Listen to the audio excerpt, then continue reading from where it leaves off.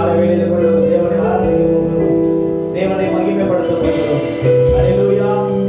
எல்லா வருமானமாய் கரங்களை தட்டி அல்லது கரங்களை உயர்த்தி நம் தேவாதி தேவனை, நம் ராஜாதி ராஜனை நாம் மகிமைப்படுத்த போகிறோம். ஓ thank you Lord Jesus. O thank you Lord Jesus. நீரே பாத்திரராக தேவனை கர்த்தர். ஓ தேங்க் யூ ஜீசஸ். அப்படியே கரங்களை உயர்த்துவோம் தேவனுக்கு நேரா.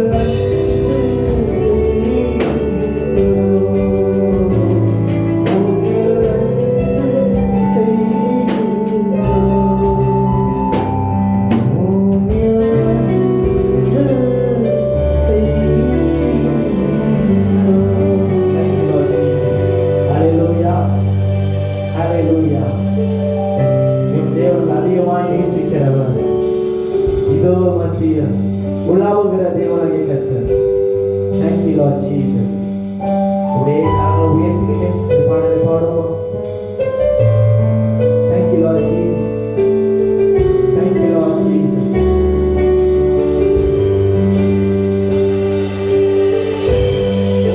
அப்படியே உடைய பிரசன்னம் எங்க மத்தியில் அப்படியே இருப்பதற்காக உமக்கு நன்றி செலுத்துகிறோம்.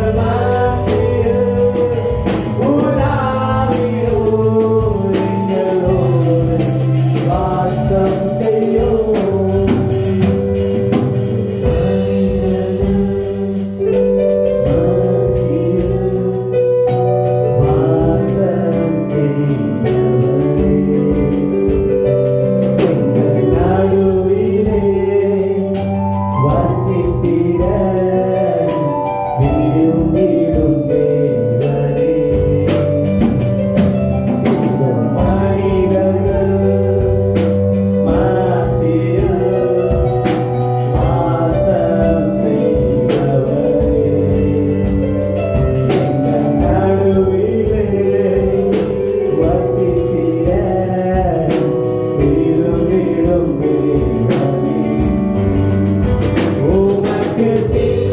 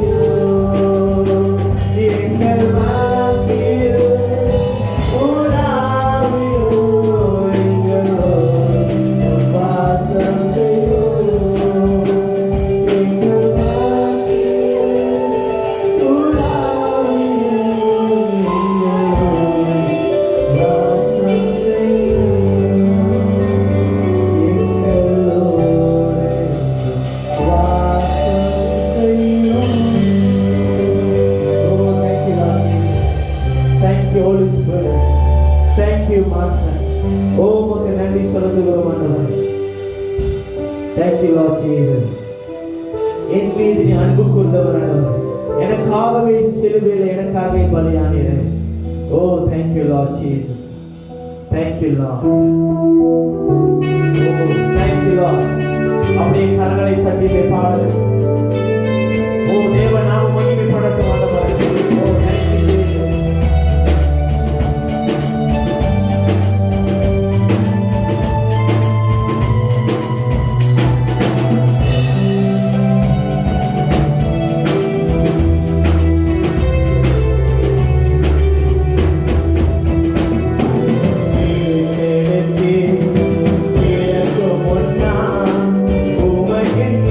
Bye.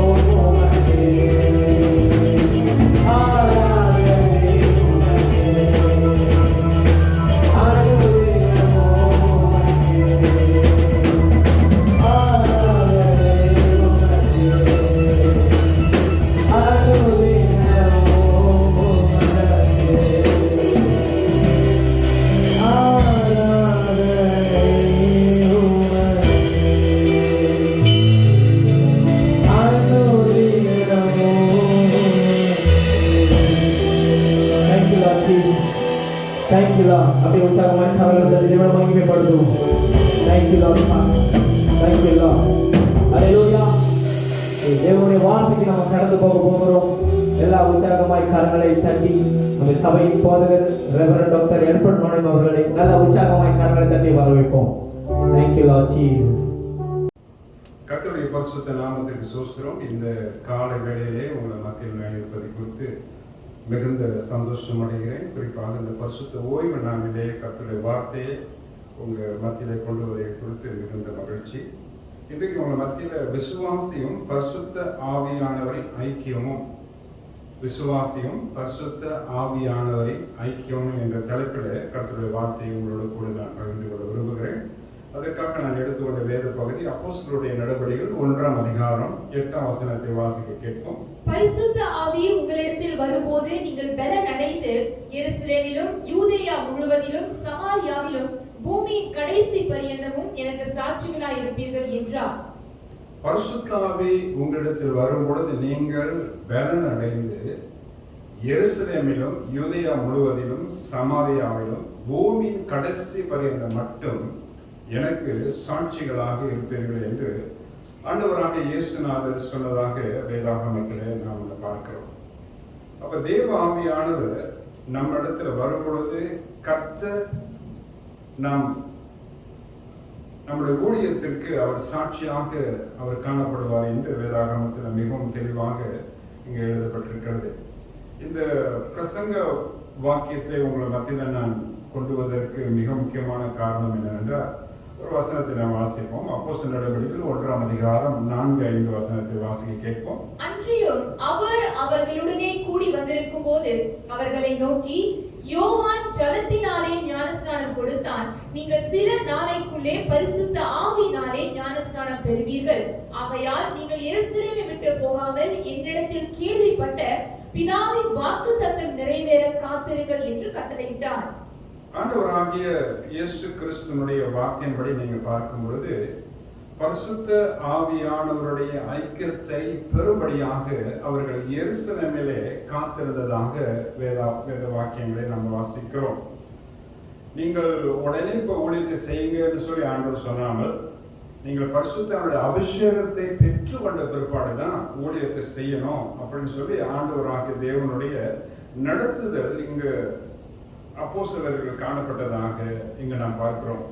அதன் அடிப்படையில் நீங்கள் அப்போஸ்தலர் நடவடிக்கைகள் 2ஆம் அதிகாரம் 1 முதல் 4 வசனங்களை நீங்கள் வாசித்து பார்க்கும் பொழுது காத்திருந்த எல்லாரும் 120 பேரும் அபிஷேகம் பண்ணப்பட்டு கர்த்தருடைய வார்த்தை தைரியமாக பிரசங்கித்தார்கள் என்று அதே அதிகாரத்திலே நாம் வாசிக்கிறோம். ஆகவே விசுவாசியின் பரிசுத்த ஆவியானோட ஐக்கியம் என்ற தலைப்பில் நாம் கர்த்தருடைய வேத வாக்கியங்களை நாம் தியானிக்கிறதுனால பரிசுத்த ஆவியானுடைய ஐக்கியம் விசுவாசியோட வாழ்க்கையில மிக மிக முக்கியமாக இருக்கிறது. இன்றைய நாளில் விசுவாசிகள் பரிசுத்த ஆவியானுடைய ஐக்கியத்தை அதிகமாக தேடுகிறார்களா? இந்த பரிசுத்த ஆவியானவர்களுடைய அந்நிய பாஷைகளை பேசி ஆண்டவருடைய திருநாமத்தை போற்றுகிறார்களா? அல்லது ஆண்டவருடைய தேவ வல்லமை பெற்றுக்கொண்டு கர்த்தருடைய ஊழியத்தை இந்த நாட்களில் விசுவாசிகள் எந்த அளவுக்கு செய்கிறார்கள், ஊழியக்காரர்கள் எந்த அளவுக்கு இதை திட்டமாக சபையில் போதிக்கிறார்கள் என்று நம்ம பல காரியங்களை இன்றைய நாளில் நாம் தியானிக்க போகிறோம். குறிப்பாக ஆரம்ப வசனத்தை பார்த்தீங்கன்னா அப்போஸ்தலர் 1:8 சொல்லப்பட்டிருக்கு, பரிசுத்த ஆவி உங்களுக்கு வரும்பொழுது நீங்கள் பலன் அடைவீர்கள். அந்த தேவ பலன் தான் தேவனுடைய ஊழியத்தை தைரியமாக நாம் செய்வதற்கு நமக்கு ஊக்கத்தையும் ஆக்கத்தையும் கொடுக்கிறதாக நாம் பார்க்கிறோம். இன்றைக்கு 2 காரியத்தை உங்கள் மத்தியில் நான் முக்கியத்துவப்படுத்த விரும்புகிறேன். ஒன்றாவது, பரிசுத்த ஆவியானவர் விசுவாசிகளை உயிர்ப்பிக்கிறார் என்றும், இரண்டாவது பரிசுத்த ஆவியானவர் உயிர்ப்பிக்கப்பட்ட இருதயத்தில் வாசம் பண்ணுகிறார் என்றும் 2 காரியத்தை நான் உங்கள் மத்தியில் நான் பேசும்படி விரும்புகிறேன். ஒன்றாவது, பரிசுத்த ஆவியானவர் விசுவாசிகளை உயிர்ப்பிக்கிறவராக காணப்படுகிறார். வேதவசனத்தை வாசிப்போம். யோவானுக்கு எழுதின சுவிசேஷம் 3ஆம் அதிகாரம் 5-6 வசனங்களை பார்ப்போம். இயேசு பிரதியுத்தரமாக, ஒருவன் ஜலத்தினாலும் ஆவியினாலும் பிரவாவிட்டால் தேவனுடைய ராஜ்யத்தில் பிரவேசிக்க மாட்டான் என்று மெய்யாகவே மெய்யாகவே உனக்கு சொல்லுகிறேன். மாம்சத்தினால் பிறப்பது மாம்சமாய் இருக்கும், ஆவியினால் பிறப்பது ஆவியாய் இருக்கும். இங்க நம்ம வாசிக்கிறோம் 5ஆம் வசனத்துல ஆவியினால் பிறக்க வேண்டும் என்று வலியுறுத்தப்பட்ட ஒரு வார்த்தையை நாம் இங்க பார்க்கிறோம். 6ஆம் வசனத்துல பாருங்க, ஆவியினால் பிறப்பது ஆவியாயிருக்கும் என்று ஆண்டவர் சொல்லுகிறார். அப்ப ஆவியில ஒரு கிறிஸ்தவன் பிறக்கப்பட வேண்டியது மிக மிக முக்கியமாக ஆண்டவர் இந்த காரியத்தை இந்த இடத்துல வலியுறுத்தி சொல்லுகிறார். காரணம் என்னவென்றால், மாம்சம் அது ஒன்றுக்கும் உதவாது. ஆவியினால தேவ காரியத்துல தான் அவன் ஈடுபட்டு செய்ய முடிய மாம்ச பலத்தினால அவனால் ஒன்றும் செய்ய முடியாது என்று நான் பார்க்கிறோம். அதனால ஆண்டவராகிய தேவன் சொல்றார், நீ ஆவியினால பிறக்கணும். நீ ஆவியினால் பிறந்தாதான் என்னை குறித்து நீ அறிந்து கொள்ளுவாய், என்னோட ஊழியத்தை குறித்து அறிந்து கொள்ளுவாய், தேவ வரங்களை குறித்து அறிந்து கொள்ளுவாய், அதனுடைய செயல்பாட்டு முறைமை குறித்து நீ புரிந்து கொள்ளுவாய். ஆகவே இந்த ஊழியமானது தேவ ஆவியினால நடத்தப்பட வேண்டிய ஊழியமா இருக்க வேண்டும் என்று ஆண்டவர் இந்த இடத்துல சொல்லுகிறார். ஆகவே நீ மாம்சத்தில் இருக்கிற நீ பரிசுத்த ஆவியில நீர் உயிர்ப்பிக்கப்பட வேண்டும் என்று ஆண்டவர் வலியுறுத்தி சொல்லுகிற ஒரு வசனத்தை நீங்க பார்க்கிறோம். தொடர்ந்து ரோமர் 12ஆம் அதிகாரம் 2ஆம் வசனத்தை பாருங்கள். நீங்கள் இந்த பிரபஞ்சத்திற்கு ஒத்த வேஷம் தெரியாமல் தேவனுடைய நன்மையும் பிரியமும் பரிபூர்ணமுமான சித்தம் இன்னதென்று பகுத்தறியத்தக்கதாக உங்கள் மனம் புதிதாகிறதினாலே மறுரூபமாகுங்கள். பாருங்கள், அந்த வசனம் இப்ப எழுதப்பட்டிருக்கிறது. தேவனுடைய நன்மையும் பிரியமும் பரிபூர்ணமான சித்தம் இன்னதென்று பகுத்தறியத்தக்கதாக உங்களுடைய மனம் புதிதாகிறதுனாலே மறுரூபமாகுங்கள். அப்ப மனம் எப்படி புதிதாகும்? இங்க பரிசுத்த ஆவியானவரால தான் மனமே புதிதாக்கப்படுகிறது.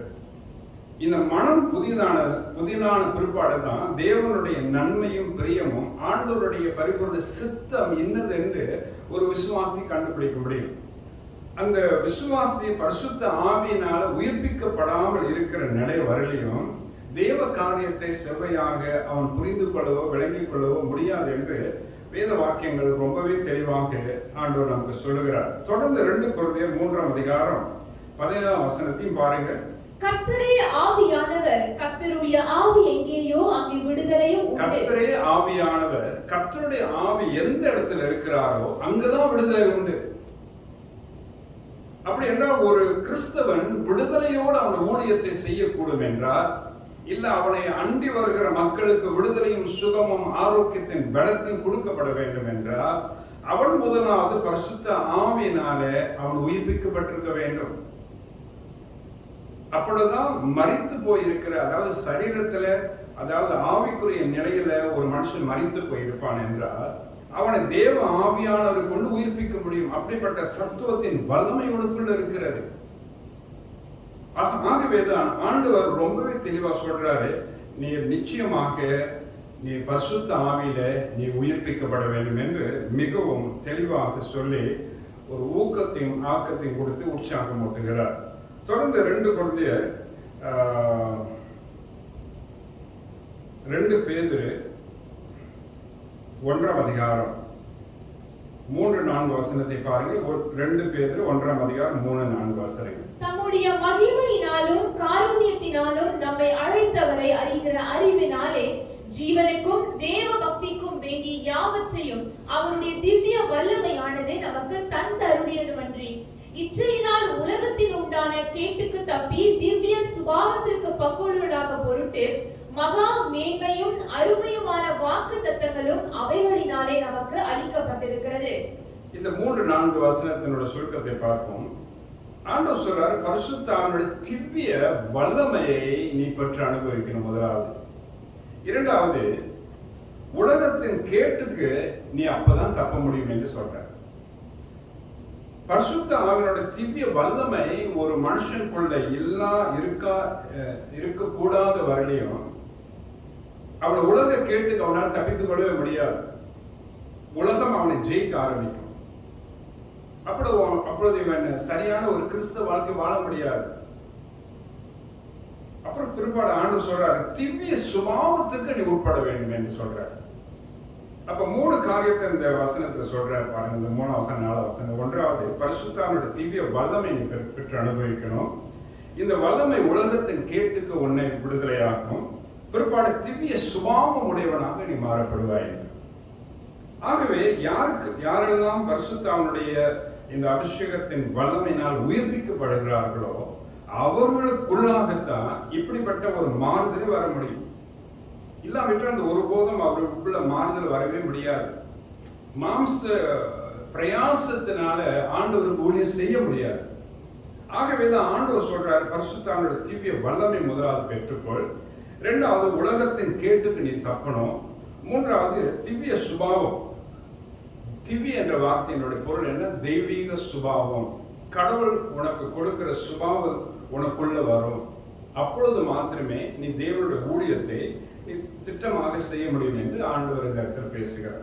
மேலும் எபேசியர் 2ஆம் அதிகாரம் 1ஆம் வசனத்தையும் பாருங்கள்.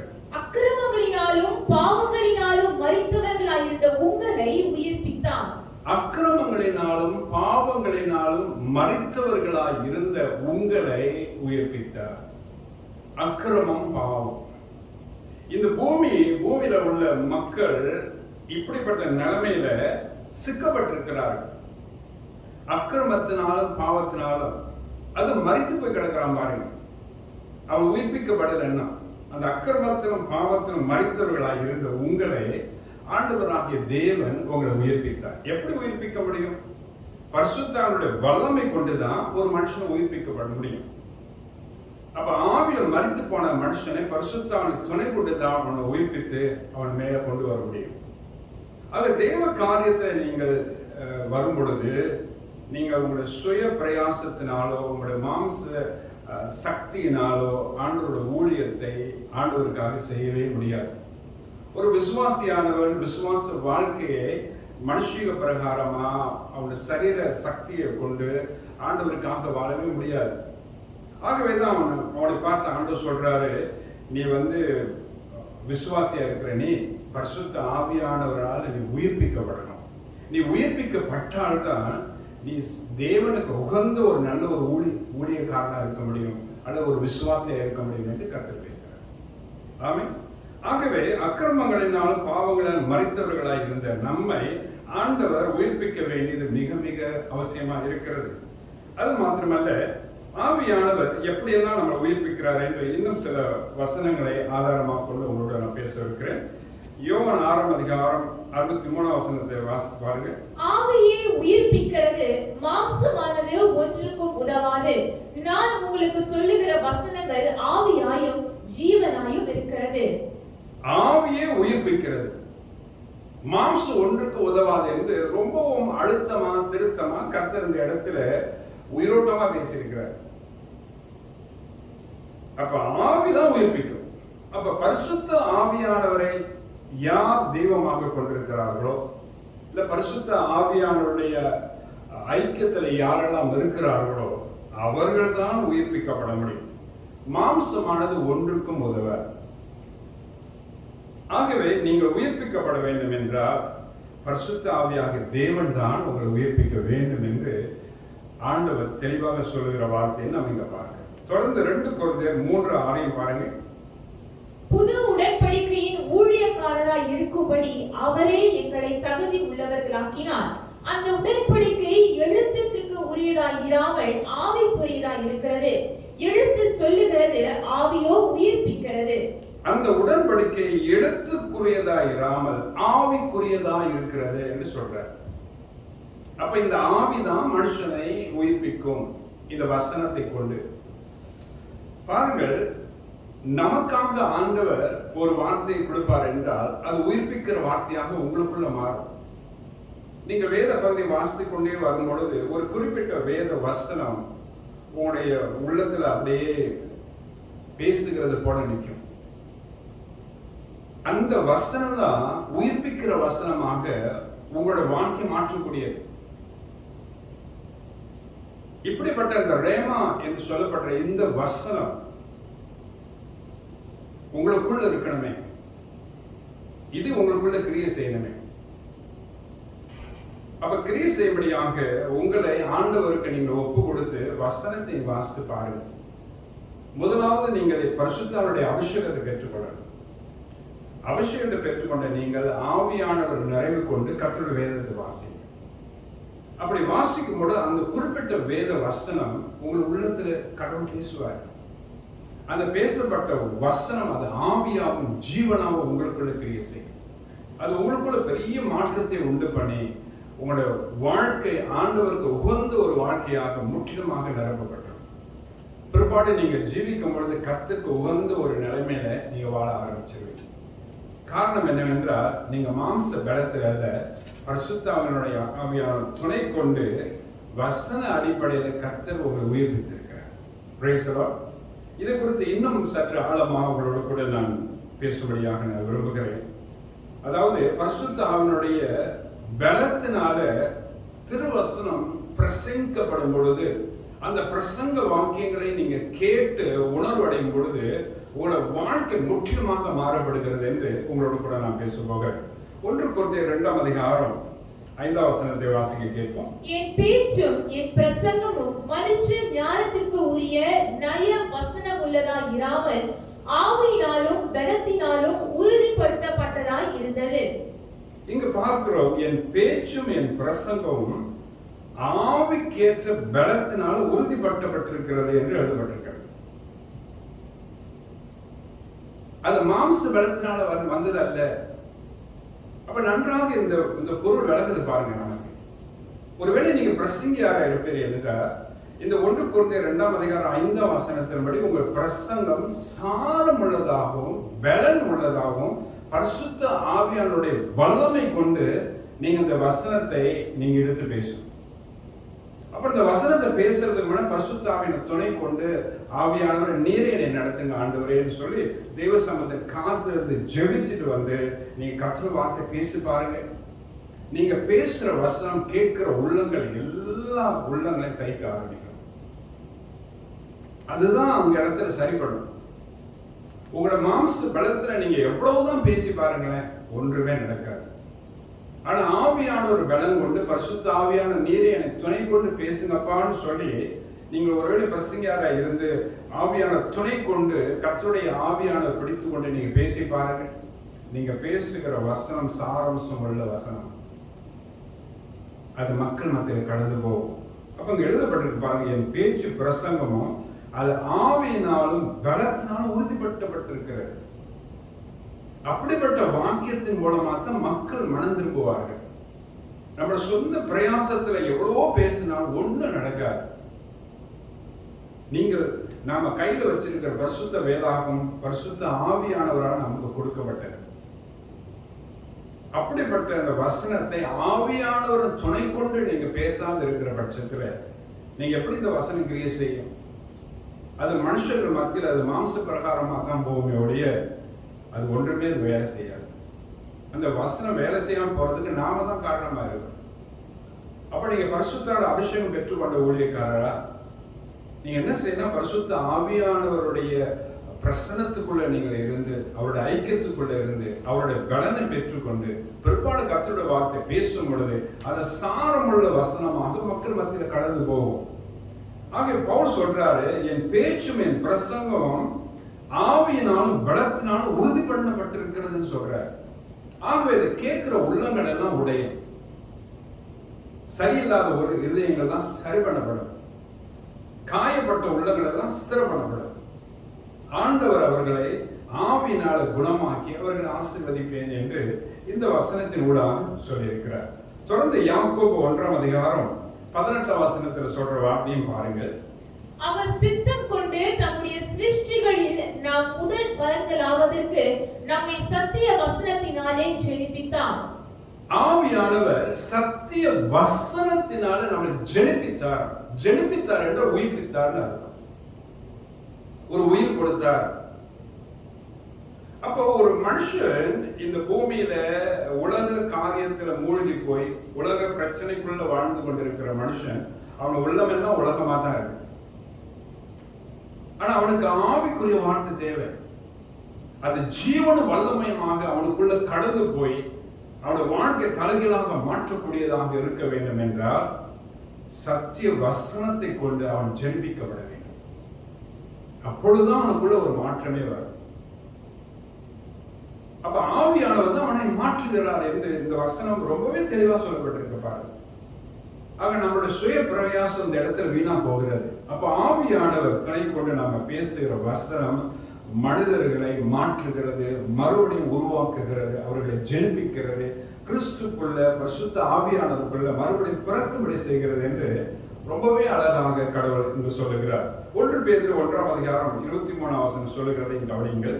அழிவுள்ள வித்தினாலே அல்ல, என்றென்றைக்கும் நிற்கிறதும் ஜீவனுள்ளதுமான தேவ வசனமாகிய அழிவில்லாத வித்தினாலே மறுபடியும் ஜெனிப்பிக்கப்பட்டிருக்கிறீர்களே. பரிசுத்த ஆவியானவர் துணை கொண்டு ஒரு விசுவாசியோட மாற்றம் எப்படி நடக்குதுன்னா, தேவ வசனமாகிய அழிவில்லாத வித்தினாலே அவர்கள் மறுபடியும் ஜெனிப்பிக்கப்பட்டிருக்கிறார்கள். அப்ப எதை கொண்டு மறுபடியும் ஜெனிப்பிக்கப்பட்டார்கள்? தேவ வசனமாகிய அழிவில்லாத வித்தினாலே மறுபடியும் ஜெனிப்பிக்கப்பட்டிருக்கிறார்கள், அவர்கள் உயிர்ப்பிக்கப்பட்டிருக்கிறார்கள். அப்ப இங்க ரொம்பவே தெளிவா ஆண்டவர் சொல்றாரு, நம்மளுடைய சுய வார்த்தைகள் 1000 வார்த்தைகள் பேசுகிறதை காட்டிலும் கர்த்தருடைய வார்த்தையை தேவ ஆவியான துணை கொண்டு பேசும் பொழுது மக்களுடைய மனதை கற்று மாற்றி அவர்களை உயிர்ப்பிக்கிறார் என்று நாம் பார்க்கிறோம். அப்பொழுதுதான் ஒரு திருச்சபை ஸ்திரப்படும். அப்பதான் அந்த திருச்சபை தரத்துல பெருகும், வளரும். இல்லை என்றால் தரத்துல திருச்சபை வளர்வதற்கு வாய்ப்பே இல்லை. அப்ப ஆவியானவர் துணை கொண்டு விசுவாசிகள் வாழ வேண்டும், ஜீவிக்க வேண்டும் என்று இங்க ரொம்பவே தெளிவா ஆண்டவர் எடுத்து சொல்லுகிறார். தொடர்ந்து 1 கொரிந்தியர் 4ஆம் அதிகாரம் 15ஆம் வசனத்துல நாம் வாசிப்போம். கிறிஸ்துவுக்குள் 10000 உபாத்தியாயர்கள் உங்களுக்கு இருந்தாலும் தகப்பன்மார் அநேகர் உங்களுக்கு இல்லையே. கிறிஸ்து இயேசுவுக்குள் சுவிசேஷத்தினால் நான் உங்களை பெற்றேன். கிறிஸ்து இயேசுவுக்குள் சுவிசேஷத்தினால தான் நான் உங்களை பெற்றேன். இந்த வசனத்தை பவுல் எவ்வளவு அழகா சொல்றாரு பாருங்க. கிறிஸ்து இயேசுவுக்குள் சுவிசேஷ வார்த்தை, ஆண்டவராக இயேசு கிறிஸ்துவினுடைய பிறப்பு, அவருடைய வளர்ப்பு, அவருடைய ஜீவியம், இந்த பூமியில அவர் செய்த உபதேசங்கள், அவர் செய்த பிரசங்கங்கள், அவர் செய்த அற்புத அடையாளங்கள், அதிசயங்கள், அவர் நமக்காக மரித்தது, நமக்காக உயிர்த்தெழுந்தது, நமக்காக பரலோகம் போனது, மறுபடியுமாக இந்த பூமிக்கு வரப்போகிறது, இதுதான் சுவிசேஷம். இந்த சுவிசேஷம் ஒரு மனுஷனுக்குள்ள கடந்து போகும் பொழுது இதுதான் அவனை உயிர்ப்பிக்கிறது என்று நான் பார்க்கிறோம். அப்ப 1 கொரிந்தியர் 4:15 சொல்லுகிறது, கிறிஸ்து இயேசுவுக்குள் சுவிசேஷத்தினால நான் உங்களை பெற்றேன். அப்ப ஆண்டவருடைய வார்த்தை வசனம் மனுஷர்களை உயிர்ப்பித்துக் கொண்டு வருகிறது என்று ரொம்பவே அழகாக கர்த்தர் இங்கு சொல்லுகிறார். இறுதியாக ஒரு வார்த்தை நான் சொல்லி முடிக்க விரும்புகிறேன் இந்த முதல் பகுதியை. அதாவது, இப்படி நீங்க உயிர்ப்பிக்கப்பட்டிருக்கிறீர்கள் என்றால் பரிசுத்த ஆவியான பலன் உங்களுக்குள்ள கிரியை செய்யும். இந்த பரிசுத்த ஆவியான பலன் உங்களுக்குள்ள கிரியை செய்யும் பொழுது ரோமர் 14ஆம் அதிகாரம் 17ஆம் வசனத்தின்படி நமக்குள்ள ஒரு கிரியை நடக்கிறது. வாசிப்போம். ரோமர் 14:17. தேவனுடைய ராஜ்யம் புசிப்பும் குடிப்பும் அல்ல, அது நீதியும் சமாதானமும் பரிசுத்த ஆவியினால் உண்டாகும் சந்தோஷமுமாய் இருக்கிறது. இப்படிப்பட்ட மனுஷனை தான் ஆண்டவர் உயிர்ப்பிப்பார். கிறிஸ்துக்குள்ள பரிசுத்த ஆவியானவரின் ஐக்கியத்துக்குள்ள வாழுகிற ஒரு மனுஷன் தான் தேவ ராஜ்யத்துக்கு உரியவனா மாறப்படுகிறான் என்று ரோமர் 14:17 வாசிக்கிறோம். தேவனுடைய ராஜ்யம் புசிப்பும் குடிப்பும் அல்ல, அது நீதியும் சமாதானம் பரிசுத்த ஆவியினால் உண்டான சந்தோஷம். அப்ப பரிசுத்த ஆவியானவர் தான் தேவ சந்தோஷம், சமாதானத்தை, தேவ நீதி அவனுக்குள்ள நடப்பித்து இந்த பூமியில முறையாக கிறிஸ்துவ நல்ல வாழ்க்கை வாழ செய்து காலம் வரும் பொழுது அவனுடைய தேவ ராஜ்யத்துக்குள்ள அவனை சேர்த்துக் கொள்கிறார். அப்ப பரிசுத்த ஆவியினுடைய ஒரு உருமாற்றம், ஒரு ஐக்கியம் எவ்வளவு அவசியமா இருக்கிறது என்று இங்க நம்ம ரொம்பவே தெளிவாக நாம் பார்க்கிறோம். அப்ப பரிசுத்த ஆவியானவர் விசுவாசிகளை உயிர்ப்பிக்க வேண்டியது மிக மிக மிக அவசியமா இருக்கிறது. ஆமென். கர்த்தரோட கூட இருப்பாராக. 2வது பகுதிக்கு நான் உங்களோட கூட நான் வர இருக்கிறேன். கொஞ்சம் வாசிப்போம். அதாவது உயிர்ப்பிக்கப்பட்ட, அதாவது பரிசுத்த ஆவியானால உயிர்ப்பிக்கப்பட்ட இருதயத்துல பரிசுத்த தேவன் அங்கு வாசம் பண்ணுகிறார். பரிசுத்த ஆவியான உயிர்ப்பிக்கப்பட்ட இருதயத்துல அவர் வாசம் பண்ணுகிறார். இது ரொம்பவே நல்ல காரியம். இப்ப வெளியில இருந்த கடவுள் இப்ப நமக்குள்ள வந்து விட்டார். இப்ப நம்மளோடு கூட தங்கி இருக்க போகிறார். அது எவ்வளவு ஒரு அருமையான காரியம். இது குறித்து வேதம் என்ன சொல்கிறது என்று நாம் பார்ப்போம். 1 கொரிந்தியர் 3ஆம் அதிகாரம் 16ஆம் வசனத்தை பாருங்கள். நீங்கள் தேவனுடைய ஆலயமாய் இருக்கிறீர்கள் என்றும் தேவனுடைய ஆவி உங்களில் வாசமாய் இருக்கிறார் என்றும் அறியாதிருக்கிறீர்களா? நீங்கள் தேவனுடைய ஆலயமாய் இருக்கிறீர்கள் என்றும் தேவனுடைய ஆவி உங்களில் வாசமாய் இருக்கிறார் என்றும் நீங்கள் அறியாதிருக்கிறீர்களா? நாமெல்லாம் தேவனுடைய ஆலயம் என்று ஆண்டவர் சொல்றார். இது வெறும் சரீரமா இருந்தது, மாம்ச பிரகாரம் வெறும் சரீரமா இருந்த இந்த சரீரம் என்றைக்கு பரிசுத்த ஆவியானவர் உள்ள வந்துட்டாரோ அன்றைக்கு இது தேவனுடைய ஆலயமா மாறப்படுகிறது. அந்த ஆண்டவராக தேவன் சர்வ வல்லமுள்ள கடவுள், வானத்திற்கும் பூமிக்கு மேலான கடவுள், அண்ட சராசரங்களை படைத்த தெய்வம், மகா பரிசுத்தமுள்ள தேவன். அப்படிப்பட்ட தெய்வம் நமக்குள்ள வந்து வாசம் பண்ணுகிறார். அவர் நம்மளோடு கூட தங்கியிருக்கவும் விரும்புகிறார். ஆக யாருடைய சரீரத்தில் ஆண்டவர் வந்து தங்குவார் என்று நான் பார்க்கும் பொழுது முதல் பகுதியை நாம தியானித்த ஞாபகம் இருக்கா? பரிசுத்த ஆவியினால் உயிர்ப்பிக்கப்பட்டவருடைய இருதயத்துல தான் ஆண்டவர் வருவார். Praise the Lord. ஹல்லேலூயா. இப்ப கடவுள் உங்களுக்குள்ள வரும்படியாக நீங்கள் வாஞ்சிக்கணும். கர்த்தர் உங்களோடு கூட இருந்து அவருடைய வாழ்க்கை தரமே மாறி போகும். நீங்கள் ஆண்டவருக்கு உகந்த ஒரு நல்ல மனிதர்களாக அந்த பூமியில வாழ்வீர்கள். அவருக்கு ஏற்ற ஜனங்களாக இருப்பீர்கள். அவர் இருதயத்துக்கு பிரியமா நீங்க ஜீவிக்க ஆரம்பிச்சிருவீங்க. அதுதான் கடவுள் விரும்புகிறார். அப்படிதான் ஒவ்வொரு விசுவாசி இருக்க வேண்டும் என்று கர்த்தர் வேதத்திலே எழுதி வைத்திருக்கிறார். ஆகவே நாம் தேவனுடைய பிள்ளைகளாக இருக்கிற நாம் தேவனுடைய ஆலயமாக இருக்கிறது மாத்திரமல்ல, அந்த ஆலயத்துக்குள்ள ஆண்டவர் உட்பிரவேசித்து அங்கு அவர் தங்கவும் விரும்புகிறார். ஆமென். இன்னொரு வேத பகுதியை வாசிங்கள். 1 கொரிந்தியர் 6ஆம் அதிகாரம் 19வது வசனம். உங்கள் சரீரமானது நீங்கள் தேவனாலே பெற்றும் உங்களில் தங்கியும் இருக்கிற பரிசுத்த ஆவியினுடைய ஆலயமாய் இருக்கிறது என்றும் நீங்கள் உங்களுடையவர்கள் அல்லவென்றும் அறியீர்களா? நீங்கள் உங்களுடையவர்கள் அல்ல என்று அறியீர்களா? இந்த வசனத்தினுடைய கொஞ்சம் கருத்தை நான் சொல்லும்படி விரும்புகிறேன். இவ்வளவு காலம் நாம் நம்முடையவர்களாகவே வாழ்ந்து வந்தோம். நம்முடைய பேச்சு, நம்முடைய செய்கை, நம்முடைய நடக்கை, நம்முடைய கொள்கை, நம்முடைய செயல்பாடு, இப்படிதான் நம்ம வாழ்ந்து வந்தோம். நம்ம மாம்சத்தில் இருக்கிறவர்கள் மாம்ச பிரகாரமா இப்படிதான் மனுஷர்கள் வாழ்வார்கள். ஆனா இங்க வசனம் சொல்லப்படுகிறது 1 கொரிந்தியர் 6:19, உங்கள் சரீரமானது நீங்க தேவனால பெற்றும் உங்களில் தங்கியும் இருக்கிற பரிசுத்த ஆவியினுடைய ஆலயமா இருக்கிறது என்றும் நீங்கள் உங்களுடையவர்கள் அல்ல என்றும் அறியீர்கள். நம்ம பரிசுத்த ஆவியாருடைய ஆலயமாக நம்ம மாறப்பட்டுட்டோம். இந்த ஆலயத்துக்குள்ள ஆண்டவர் வந்து தங்க ஆரம்பிக்கிறார். இப்ப நம்மளுடைய பேச்சு அல்ல, தேவன் பேச சொல்றது நம்ம பேசணும். இப்பொழுது நம்மளுடைய செய்கை அல்ல, நாம் என்ன செய்யணும்னு அவர் நமக்கு என்ன கட்டளை எடுக்கிறாரோ அதை நாம செய்யணும். நாம விரும்புகிற இடத்துக்கு நாம போறதுக்கு இல்ல, அவர் எங்க போக சொல்றாரோ அங்க நம்ம போகணும். அப்போ நம்மளுடைய வாழ்க்கையின் முழு கண்ட்ரோலையும் அவர் எடுத்துக்கொள்றார். இது அன்பினால கர்த்தர் செய்கிறார். நமக்கு தீமையான பாதையை நம்மளை விட்டு விலகி நேர்த்தியான அழகான பாதையில, செம்மையான பாதையில, அவருக்கு உகந்த ஒரு நல்ல பாதையில, ஜீவனுக்கு போகிற பாதையில, பரலோக பாக்கியத்தை பெறுகிற பாதையில கர்த்தர் நம்ம நடத்துகிறார். ஆகவேதான் உங்களுடைய சரீரத்தை முழுமையாக அவர் பொறுப்பெடுத்துக் கொள்ள விரும்புகிறார். இப்பொழுது நீங்க பேசணும்னா அவர் சொல்றதை நீங்க பேசணும். இப்ப நீங்க செய்யணும்னா அவர் சொல்றதை நீங்க செய்யணும். ஒரு இடத்துக்கு போகணும்னா அவர் சொல்ற இடத்துக்கு நீங்க போகணும். அப்ப அவரே உங்களை நடத்தணும்.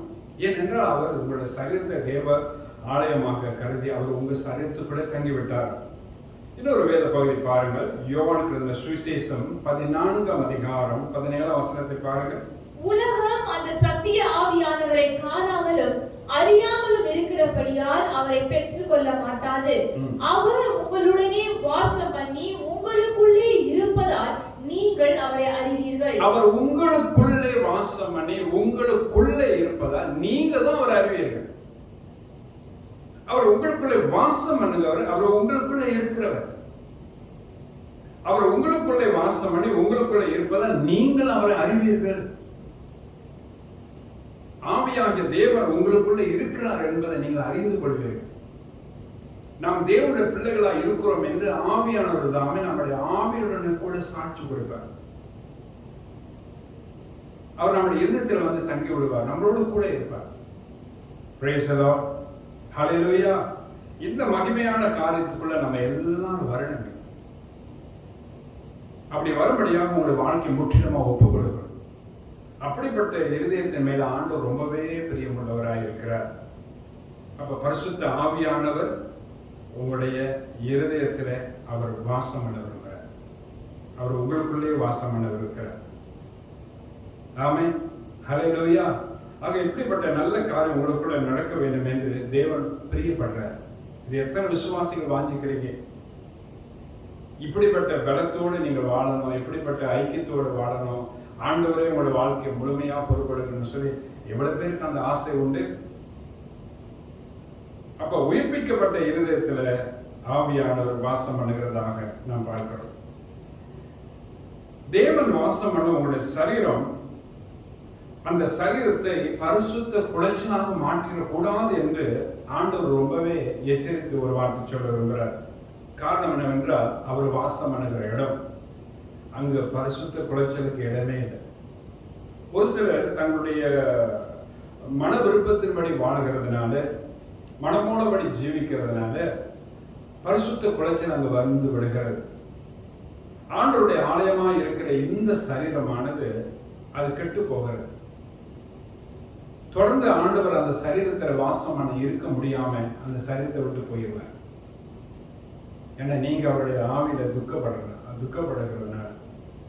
இது குறித்து வேதத்தில் வாசிப்போம். 1 கொரிந்தியர் 6ஆம் அதிகாரம் 15ஆம் வசனம் தொடங்கி 19ஆம் வசனம் வரை வாசிக்க கேட்போமா? உங்கள் சரீரங்கள் கிறிஸ்துவின் அவயங்கள் என்று அறியீர்களா?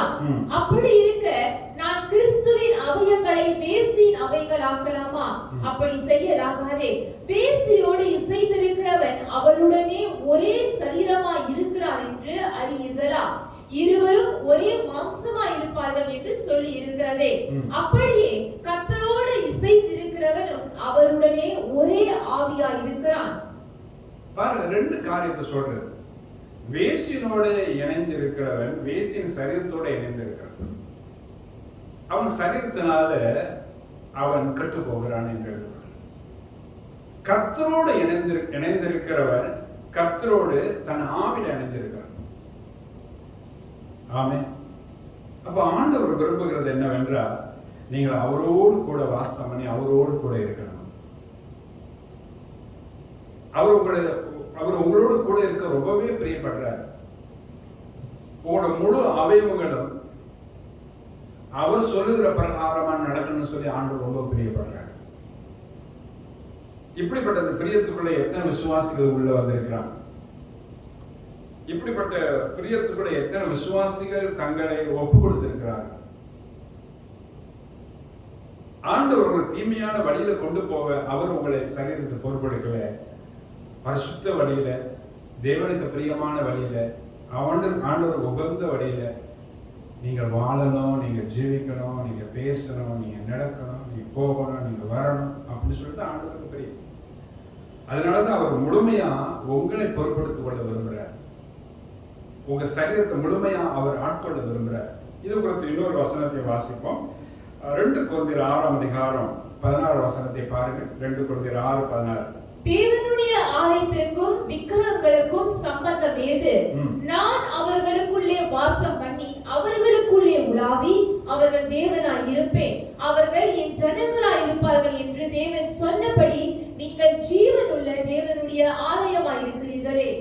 நான் அவர்களுக்குள்ளே வாசம் பண்ணி அவர்களுக்குள்ளே உலாவி அவர்கள் தேவனாய் இருப்பேன், அப்பொழுது அவர்கள் என் ஜனமாய் இருப்பார்கள் என்று தேவன் சொன்னபடி நீங்கள் ஜீவனுள்ள தேவனுடைய ஆலயம்.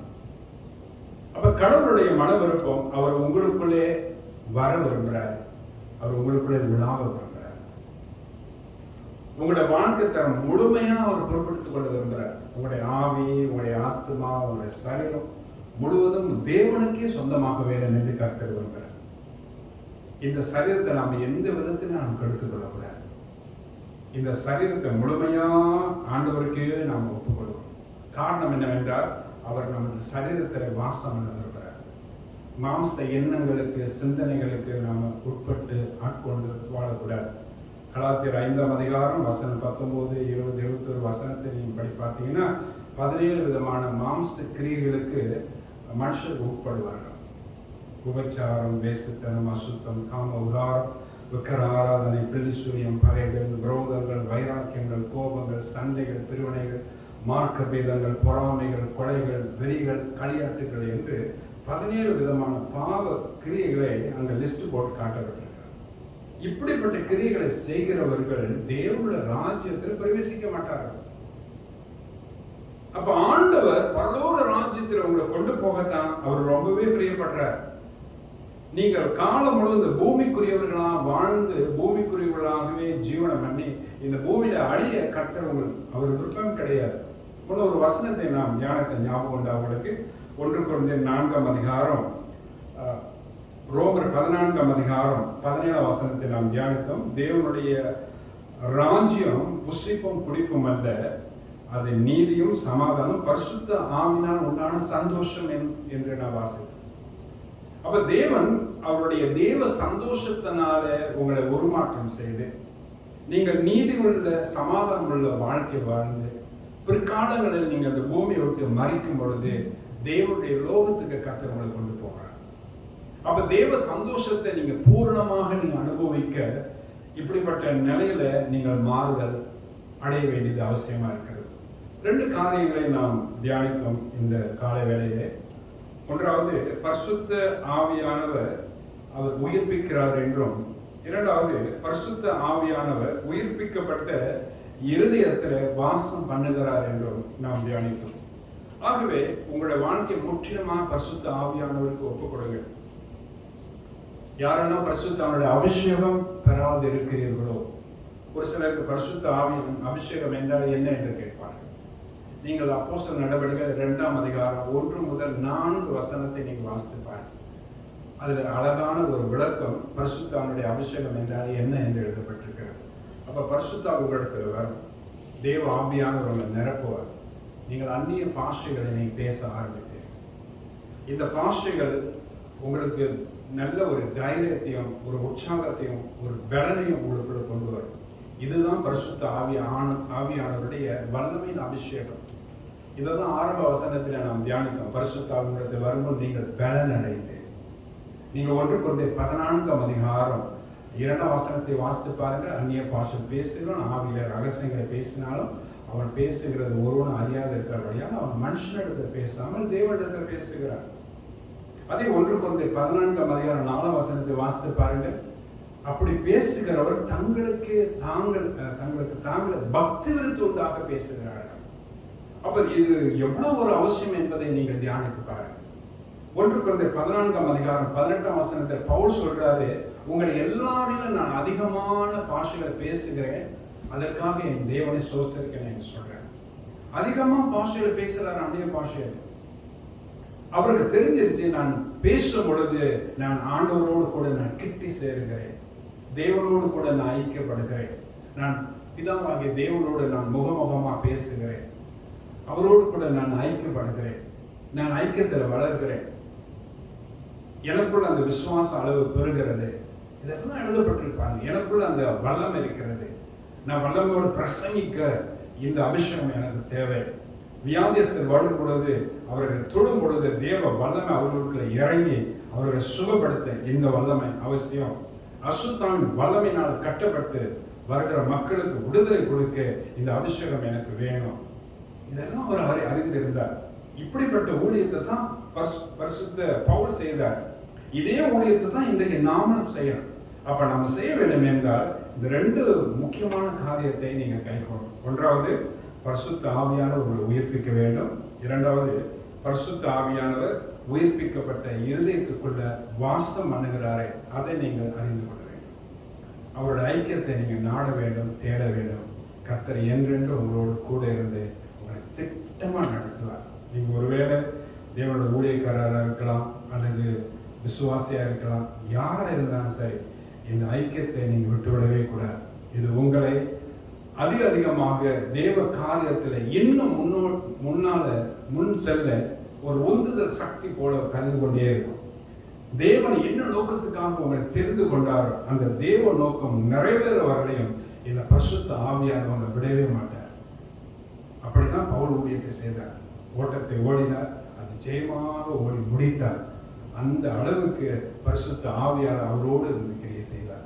இதே பரிசுத்த ஆவியானவர் நம்மளை கொண்டும் நடத்த முடியுமே, உங்களை நடத்த முடியுமே. நீங்கள் ஏன் இந்த ஐக்கியத்துக்குள்ள வரக்கூடாது? உங்களை நீங்கள் யோசித்து பாருங்கள். இந்த ஐக்கியத்துக்குள்ள ஒப்பு கொடுங்க. கர்த்தர் நிச்சயமா பரிசுத்த ஆவியின் ஐக்கியத்தை அதிகமாக நாடுறாரு, தேடுறாரு. உங்களை கர்த்தர் ஆசீர்வதிப்பார். ஜெபம் செய்வோமா? மகா பரிசுத்தமுள்ள தேவனாய் கர்த்தாவை இயேசுவின் நாமத்தினால் இவ்வளவு நேரம் பரிசுத்த ஆவியானவர் உயிர்ப்பிக்கிறவர் என்றும் பரிசுத்த ஆவியானவர் உயிர்ப்பிக்கப்பட்ட இருதயத்திலே வாசம் பண்ணுகிறவர் என்று நாங்கள் தியானித்தோம். ஐயா, எங்கள் தெய்வமே, நாங்கள் கற்றுக்கொண்ட இந்த காரியங்கள் எல்லாம் எங்களோட மனத்திரையில் ஆழமாக பதிக்க வைத்து அதன்படி நடவு செய்ய தெய்வமே எங்களை முற்றிலுமாக நீங்கள் பொறுப்படுத்திக் கொள்ளுங்க. இந்த வேத வார்த்தை கேட்ட ஒவ்வொரு தேவ ஜனங்களும் இப்படிப்பட்ட ஐக்கியத்துக்குள்ள வர ஆவியானவரே அவர்களை பலப்படுத்துங்கப்பா. திட்டமாக அவங்களை நடத்துங்க. உங்களுடைய அன்பின் கயிறினால் அவர்கள் கட்டிக்கொள்ளுங்க. இயேசு கிறிஸ்துவின் மாறாத தேவ நாமத்தில் கேட்டு ஜெபிக்கிறோம் எங்கள் நல்ல பிதாவே. ஆமென், ஆமென். God bless you. கர்த்தருடைய ஆசீர்வாதம்.